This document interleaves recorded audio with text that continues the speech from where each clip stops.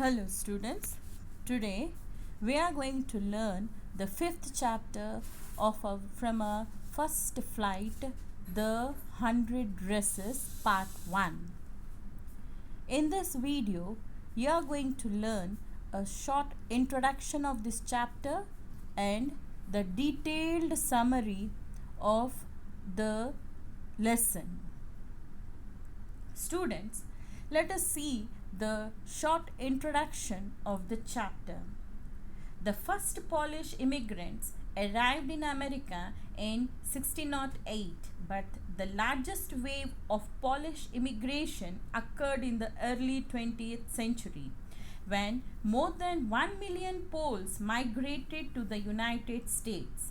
The Polish state did not exist at that time, and the immigrants were identified according to their country of origin rather than ethnicity.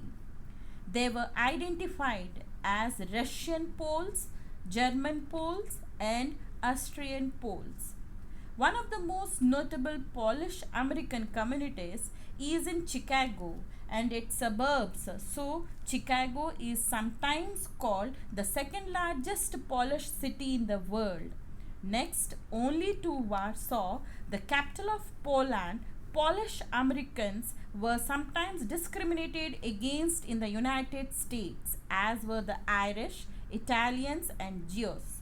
According to the United States 2000 census, 6,67,414 Americans of age 5 years and older reporters Polish as the language spoken at home, which is about 1.4% of the people who speak languages other than English, or 0.25% of the US population. Children, in this story, The 100 Dresses, it gives us a sensitive record of a poor school girl, Wanda Petronsky. She is a young Polish girl mocked at by her American classmates. Her class fellows, like Madeline, always teases her for having a strange name and her repeated reference to her 100 dresses. The story is about the discrimination that make people see the one different from the other by considering the another inferior. However, the girl Wanda in the story wins a prize for making beautiful designs of the dresses. The designs of dresses that she presents at the contest are those of the dresses that she used to talk about. Now, students, let us see the detailed explanation of the story. Let's have a detailed summary. So, let me start. This is a story about a Polish girl. Her name was Wanda Petronsky.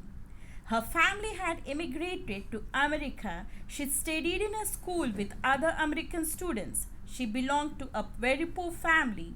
Daily, she came to a school in a faded blue dress. It was clean but not properly ironed. She used to sit in the corner of the room, number 13 in the last row. This was a corner where the rough boys who did not make good marks sat. They made lot of noise. There was the most noise of the feet when some fun occurred. Wanda did not sit there because it was rough and noisy. On contrary, she was very quiet, but she came on foot from Boggin's Height area and brought a lot of dirt with her shoes. She was an introvert girl and did not speak much in class. No one had ever heard her laugh. Nobody really thought much about Wanda. Students thought of Wanda only outside the school hours. They waited for her while she was going or coming from home. They waited for her in order to have fun with her. Two girls of her class, Peggy and Maddie, often talked to her and made fun of her. Peggy was the most popular girl in the school. She was pretty and had curly hair. She belonged to a rich family. She had many pretty dresses. Maddie was her closest friend. Peggy and Maddie were not bad girls, but they used to have some fun with Vanda Petronsky. The students in Vanda's class found her name funny. Vanda was always alone in her class. Vanda did not have any friends, but a lot of girls talked to her. They surrounded her in the schoolyard. Peggy made fun of Vanda's and asked her how many dresses she had in her closet.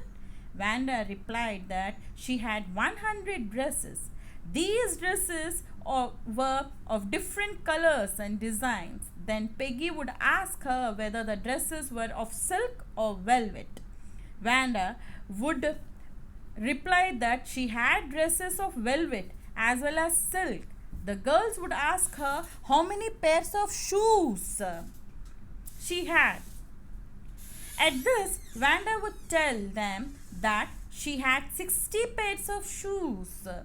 The girls would suppress their laugh when talking to her.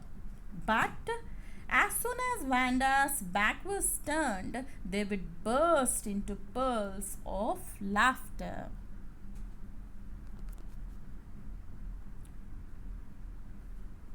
The 100 dresses, which Vanda used to say that they were made up of velvet and silk, and she had 60 pairs of different pairs of shoes she had. Then Peggy was rich, but she was not arrogant. She was not cruel. On the other hand, she saved younger girls from bullies. When she and other girls could not understand why Vanda told a lie about her dresses and shoes, but the girls only made fun of Vanda. They never made her cry. Maddie herself was a poor girl. She used to wear clothes given by other persons, so she was sympathetic to Vanda. She and Peggy were fast friends. That is why she never said anything when Peggy made fun of Vanda. But she herself never laughed at Vanda.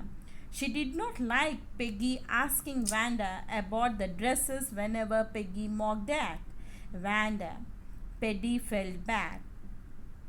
She wished that Peggy would stop teasing Vanda Petronsky. Maddie decided to write a note for Peggy asking her to stop making fun of Vanda, but she could not muster the courage to do so. Vanda did not come to school on Monday, but nobody missed her. She did not come on Tuesday also, but when she missed the school on Wednesday also, Peggy and Maddie noted her absence.